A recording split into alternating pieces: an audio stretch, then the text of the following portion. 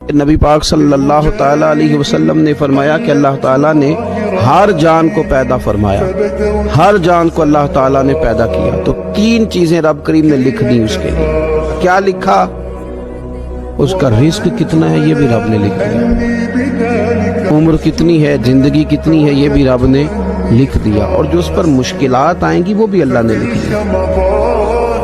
اس کی حکمت کے تقاضوں کے تحت جو مشکلات آئیں گی انسان کی گناہوں کی معافی کا سبب بنے گی، نیک ہے تو درجات کی بلندی کا سبب بنے گی۔ تو جو مشکلات اس کی طرف آئیں گی، جو مصیبتیں، بیماریاں، تنگیاں، وہ سب اللہ تبارک و تعالیٰ کی حکمت کے تقاضوں کے تحت